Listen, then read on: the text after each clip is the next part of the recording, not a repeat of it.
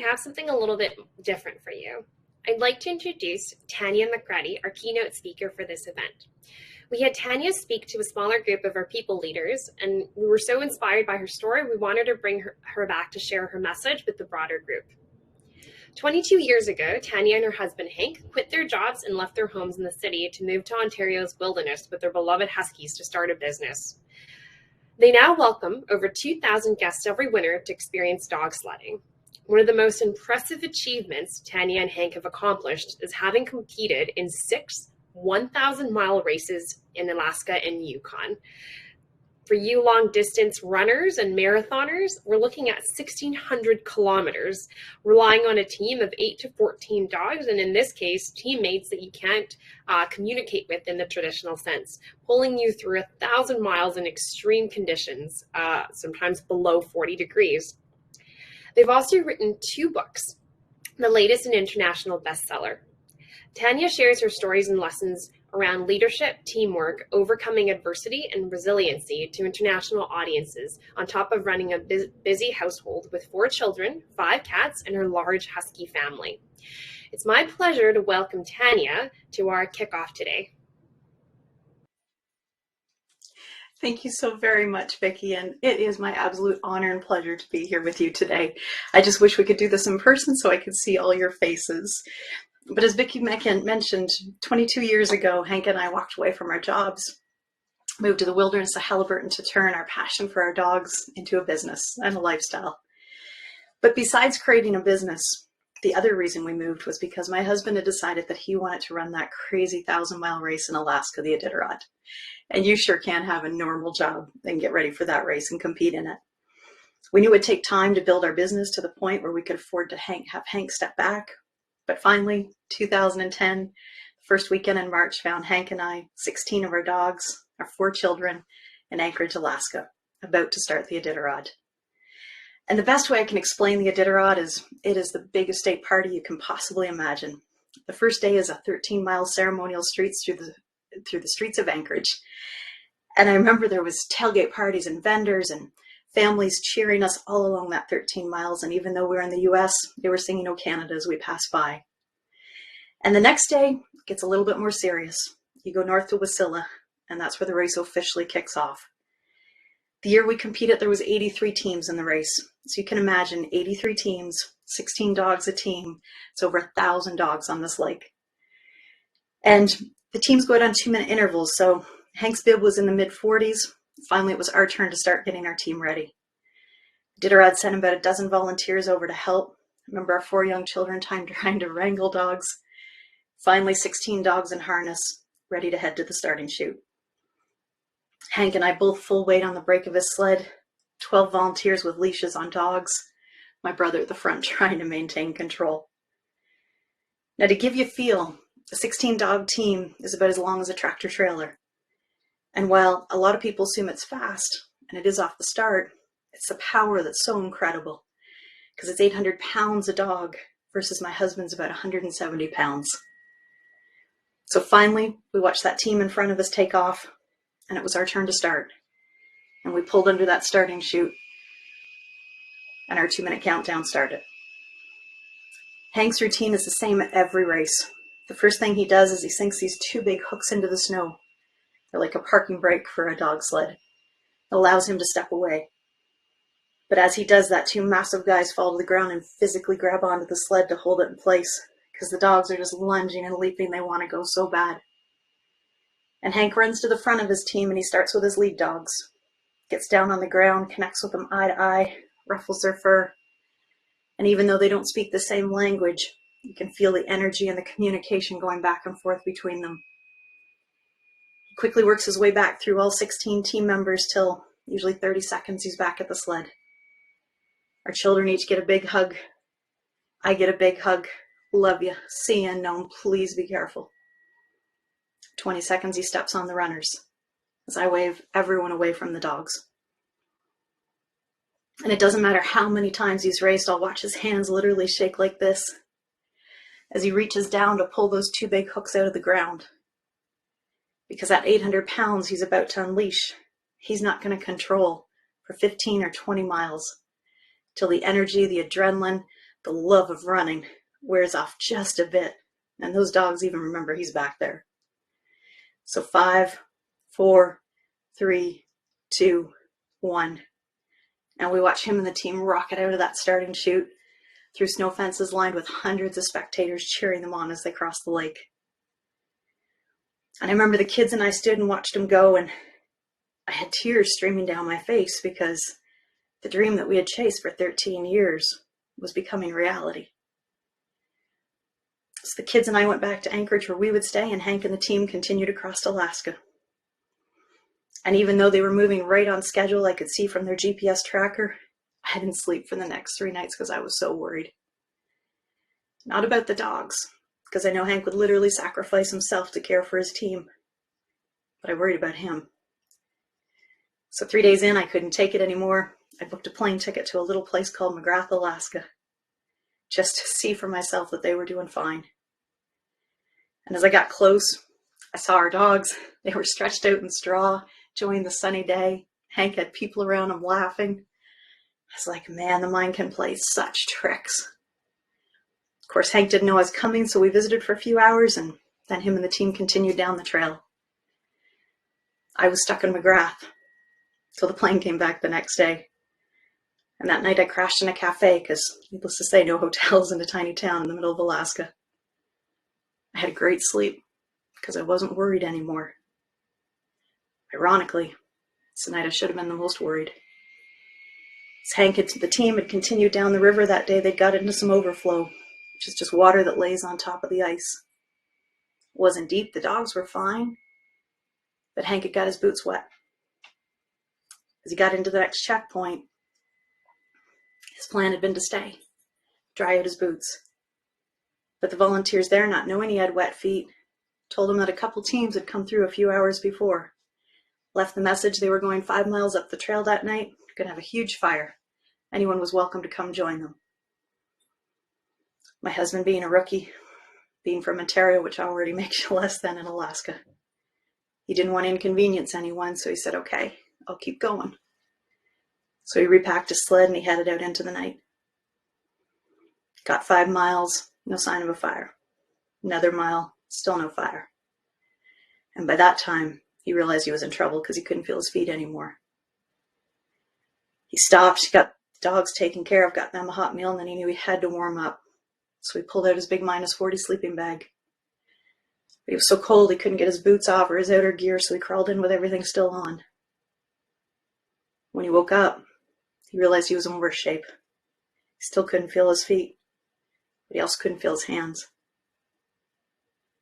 He'd fallen asleep facing the zipper of the sleeping bag, and between the frost in the air that night and his breath, the zipper was now encased in ice as well. He said he has no idea how long he laid there that night, but he very clearly remembers the 3 thoughts that went through his mind. How am I going to get out of this sleeping bag? I don't know if I'm going to get out of this sleeping bag. I'm not getting out of this sleeping bag. And as he laid there with that final thought, another thought went through his head. If I don't get out, what will happen to my team? Now, of course, the dogs would have been fine. There's planes and snowmobiles traveled the trail during the day. But he didn't think about that, thankfully. Tiniest bit of the toggle, the zipper was out of the ice, and he got it between his teeth, and he started to work it back and forth until the ice started to crack. He was able to leverage his way out. He got to his feet and he started running because he knew he had to get his circulation flowing. And eventually, as he ran back and forth along the dog team that night, he got pain in his feet and his hands. And while he got frostbite that night, he was okay. It was a very long time before my husband was willing to share that story publicly. He felt it made him look like a fool, that he had no right to be on that trail when he made such a bad decision. He felt it questioned who he was as a man, that he'd made decisions that put his team in jeopardy. Because whether you lead a division of your company, whether you lead your family, whether you have pets, somebody needs you, somebody loves you, and you serve somebody. And by not caring for yourself, you ultimately put those you love the most, those who need you the most, in the biggest jeopardy. Now, I would love to say that Hank continued on after that night and finished that race. Fortunately, that wasn't the case. He got about another 300 miles up the trail, got a call from the race marshal challenging his speed in the race. And just like that, 13 years of a dream, the $50,000 it cost us to run that race was gone. It took us a few days to get Hank and the team flown off the trail back to Anchorage. I remember watching the plane land and my husband walk down the stairs of that plane. He made a beeline for us. He looked at me and said, "I just want to leave Alaska. I just want to go home." So our two young girls and I flew home, and Hank and the boys started the drive across Canada with the dogs. And I remember watching that truck pull up our driveway, being so excited to see them home. But I very quickly realized my husband was a very different man than the one I left in Alaska. On that 5-day drive, he had way too much time to think.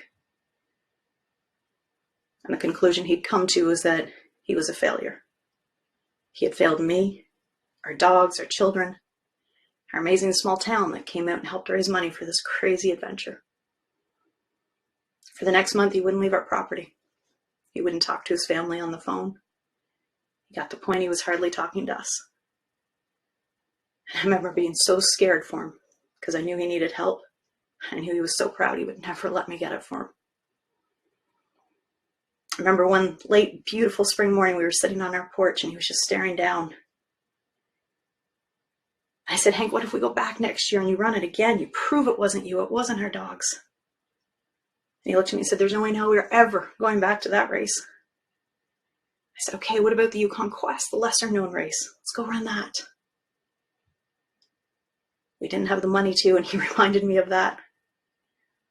But I said, "I promise if you enter, we will find a way." I saw the second he made up his mind, because just like that, I had my husband back. Instead of being focused on all the things he couldn't change, the past, everything that had gone wrong, he had a new vision, a new dream, a new reason to be excited to get out of bed in the morning. So I'd love to share a PowerPoint with you that I brought that will let you meet our amazing dogs and take you into Alaska and the Yukon with us.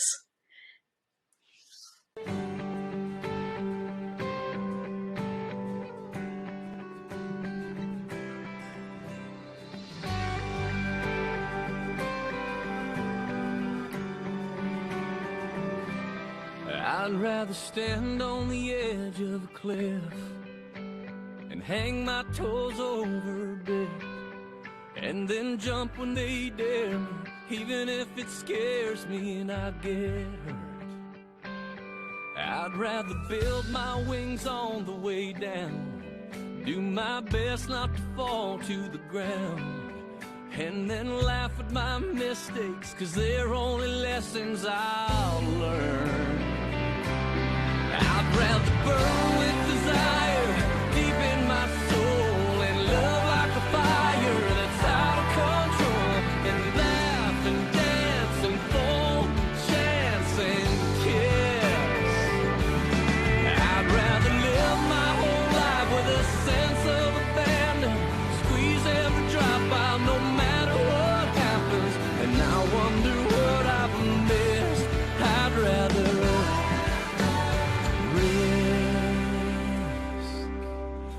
I guess I could just play it safe and forget about love, hope, and faith, with my eye on the shoreline, keeping my boat tight and staying home.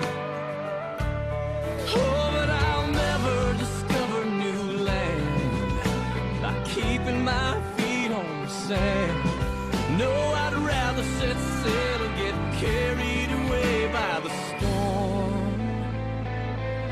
I'd rather burn with desire deep in my soul and love like a fire that's out of control, and laugh and dance and fall and chance and kiss. I'd rather live my whole life with a sense of abandon, squeeze every drop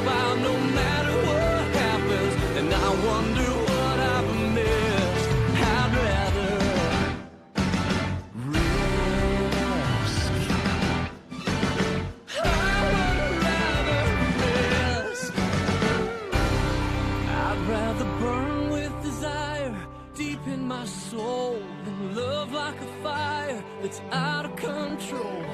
Live my whole life with a sense of abandon. Squeeze every drop out no matter what happens, and I wonder what I've missed. Oh, I just can't resist a chance to risk.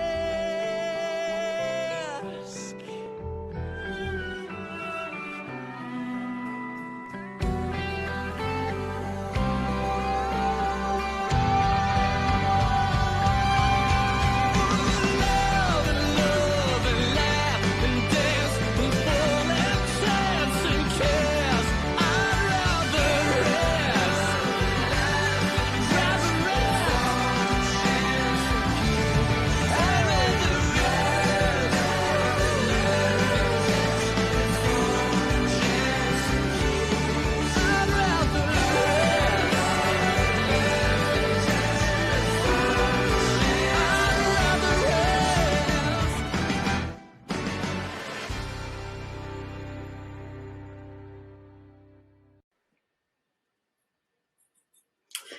So that let you meet some of our amazing Huskies. And you might have noticed a picture in that slide. Obviously the team got to finish that race, but that said 45 miles to the finish line. I remember the last day of that race so well. The morning was beautiful. The temperature had warmed up dramatically that night. There'd been some fresh snow. Hank and the team had left the last checkpoint, and we'd met them 20 miles down the road because there was a major road crossing to help them go. Him and the team were on fire. They were entering Fairbanks, the Burrows. There were no mountains in front of them. There was no challenges, no storms.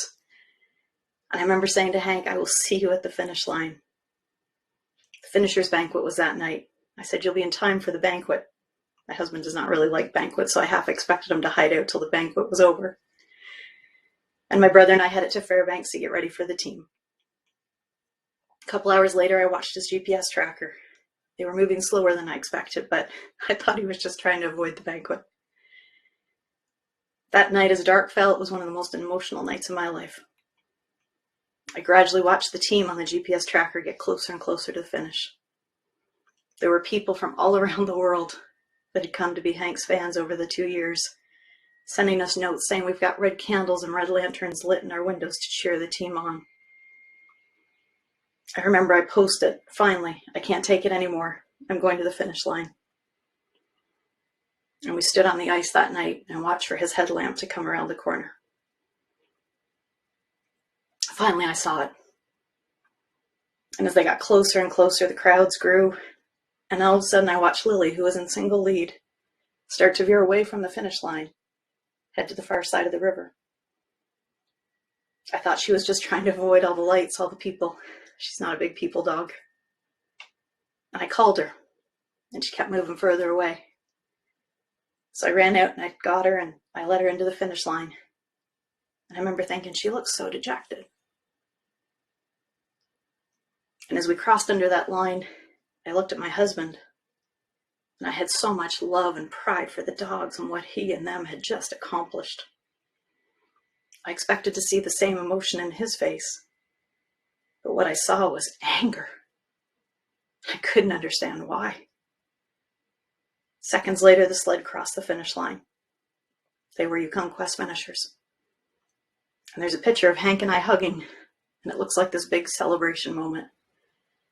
But it was actually me whispering in his ear, you just did it. You finished. There's media and cameras everywhere. Please smile. What none of us knew was the team had gone through hell those last 5 hours. 4 mountain ranges behind them, crazy storms, dangerous rivers, wildlife. Didn't stop them. But the last 45 miles almost did. What no one realized is there was a snowmobile race in Fairbanks the next day, and those organizers had gone out that afternoon, pulled all of the Yukon Quest trail markers off the trail. Fairbanks, needless to say, is a very active winter community. You can't look and not see a snowmobile. And off the river, there's hundreds of trails. Hank had no idea where the trail was. They would follow one trail, end up in someone's backyard, turn around, come back again, follow another trail, end up at a dead end, follow another trail, end up at someone's kennel. Time and time and time again, he called that team to go down a trail that ended up being wrong. And again, he'd have to turn them around, bring them back to their starting point. There is nothing worse you can do to a dog team. They get so dejected. They lose faith in their leader. Hank loses faith in himself, and everything spirals out of control. The dogs start to fight. They get upset. They get stressed. Hank said at one point, he was ready to quit, knowing he was literally 20 miles from the finish line. He said if he had any idea how to find our truck, he would have, but he didn't know where we were.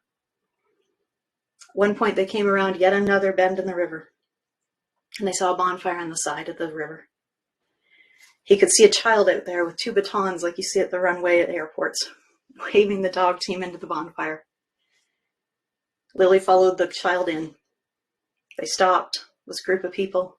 They cheered them on, put a hot cup of coffee in Hank's hand. Hank said again, how far to the finish line? 20 miles. He said if he'd heard 20 miles one more time, he might have hit someone. But they said, stay straight on the river. Don't get off the river. Just follow the river. You'll get to the finish line. He hadn't known that before. As they were about to pull away, a gentleman stepped forward and said, sir, do you have a free hand? Hank held out his big medic glove and somebody put something in it and he put it in his pocket without thinking any more of it. The team continued that 20 miles and obviously crossed that finish line. The next morning after Hank had a good sleep, all of a sudden he went, hold on, somebody gave me something last night. He went to his snowsuit and pulled this out of his pocket. A coin. We had no idea what it meant. So we posted it on Facebook in case anybody might know who had given it to Hank, what it meant. It wasn't long before the man who did reached out. Turned out Hank was running through the Air Force Base in Fairbanks that night where that bonfire went. The soldiers had come out to cheer him on. The man that gave him the coin, it's called a challenge coin. It's earned by overcoming a huge challenge in the military. He told us he had followed our team for 4 days, watched them cross mountain ranges, go through -60 temperatures, run on their own. He said, what I did to deserve that coin was nothing compared to what that team did. He said, I know it's a small gesture, but I felt they deserved it more than I. We've never met that man to this day. But that night on that riverbank, that gesture of kindness, that hot coffee, just cheering him on, made such a big difference in him reaching that finish line. Sometimes we don't realize how close we are to a finish line, to a victory. Because when you're so close, sometimes things can seem so dark. Hank was willing to quit 950 miles into that race. But such a kind gesture from a stranger, from a friend, can make all the difference in the world. And to finish the story, the next year found us back in Anchorage. And that year, the team reached Nome, Alaska, and they also became Iditarod finishers. And that day, we achieved a dream we had chased for 15 years. But the lesson that my husband taught our children and the thousands of fans he gained along the way was that the only true failure is in quitting, in giving up. Because life truly happens in the journey, not at the finish line. So I can't thank you enough again for letting me join you today. And if we have time for questions, Vicki, I would be honored to take any if there's any in the chat. Awesome. Thank you so much, Tanya. This is now, I think, the 4th time you've brought me to tears. Planning was very challenging with Tanya for this group because every time she shared her story, she brought Alex and I to tears. Just inspirational story and the incredible adversity that your team, your family, your husband has had to overcome is truly an inspiration. And I know a lot of us can relate, through the last 21 months. So your message of hope and optimism is really fantastic, and we appreciate you sharing your story with me, or with all of us, sorry. So it doesn't look like we have any questions in the chat. I'll maybe wait for a couple seconds to see if we get any audience to maybe pop some of the questions that you might have for Tanya about the race, or about her business, or about her family in there. But maybe I'll kick us off a little bit, and I'll start with a question for you, Tanya. Knowing that this race is incredibly long, incredibly challenging, and at every turn it seems like, Hank ran into a fair bit of adversity as well. Can you share some of the tips, tricks, or techniques that he maybe implemented to keep himself on course, for the next 900 miles, 800 miles? It just seems like it is this long marathon, and he needs to how does he stay mentally fit through all of this? Absolutely. And Hank would say he doesn't stay mentally fit all the time. Mushers will tell you on that trail that they go through their highest highs and their lowest lows, and sometimes they're 10 minutes apart. So it's not that you can get rid of the lows, they're going to come, but it's knowing how to get through them. So for Hank, when things are at the absolute toughest, he doesn't look too far ahead. He looks the next trail, the next checkpoint. When things are really bad, he said sometimes he looks literally the next tree that he can see. We can get that far. Okay, well, we got that far. We can get a little bit further. So just breaking things down to what you can achieve, because sometimes if you look at the big picture, you don't even want to start. It's just so overwhelming. And the other tool he has is a little book that we make for him at every race. It's very simple. It's just laminated, but it has pictures of the children, pictures of our dogs, and little quotes of inspiration. And when he gets the most down, he said he'll just pull that book out of his coat. He carries it with him every step of the way. And he'll just look and remind himself why he's doing what he's doing, who his inspiration are, who he wants him to be proud of. And that will take him through the next journey. So I hope that answers your question, Alex. No, that's great. We have a question here from the audience. How many teams participate in such a race, and how many usually finish? For sure. The two races vary a lot. The Iditarod being, the world's most famous race and very American, it's the biggest. So usually there's 60 to 100 teams compete in that race. Probably about 80-85% will finish. Yukon Quest, much tougher race, less known. So normally there's 20 to 30 teams compete in the Quest. Hank's first Quest, only half the teams finished. It's an incredibly tough race. There's less than half the checkpoints. So you really need to know how to take care of your team and yourself out there to run that race. Thank you. I have another question from the chat. You had mentioned your kids were there with you the first time. How old were they, and what were their thoughts about everything while he was racing? Gosh, the first race they would have been, 3 to 10. So, the youngest don't really remember those races very well. They have bits and pieces. The older ones, our two boys, certainly remember very well. They love the excitement of the race. For them, it was like meeting, going to the Super Bowl and meeting your biggest, idols as a kid. And they were so incredibly proud of their father.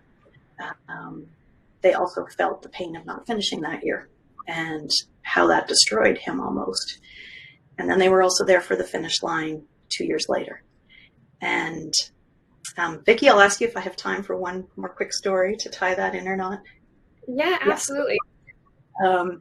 So I had envisioned the finish line of the Iditarod for years. We both had this famous Burled Arch in Nome is the finish of that race.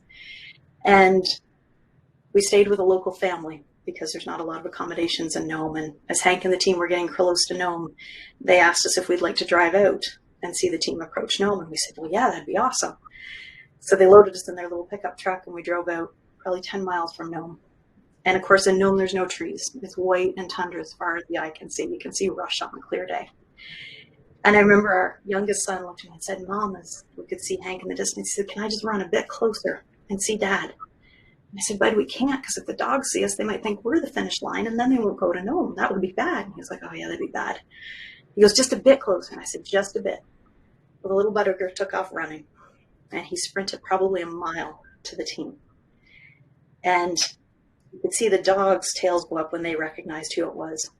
And Hank said he just saw somebody in a red coat running. He's like, who the heck is out here running in the middle of nowhere? It wasn't until Dustin was steps away from the sled that he realized it was his son. And I have a picture through a zoom lens of the two of them hugging. And that will always be our finish line. I love that. Thank you. We've got one more question from the chat here. Actually, they're rolling in. I hear tears actually from the audience. I think you put a few of them in tears as well. So the question I have here is, how do you select the team for each race? Are they similar in physicality and skills to each other, ages? Yeah, I mean, we really start out like any sports team. So we start with a big pool of dogs in the fall, kind of anybody in the kennel that we think could qualify to be on that team. And then it kind of starts whittling itself out. They tell us if they're actually meant to be on that team or not. There's some mushers that will tell you they look at, bone structure and body structure and every dog the same height and the same length and the same gait. That's not us. We look at heart, because any dog can overcome any physical difficulties if they have the heart and the passion to do so. So the dogs that end up being on our team could be anywhere from 42 pounds to 60 pounds, females, males, every kind of personality, every color of coat, every color of eye. But they're the dogs that want to be on that team more than anything else. And they're the dogs that will reach the finish line.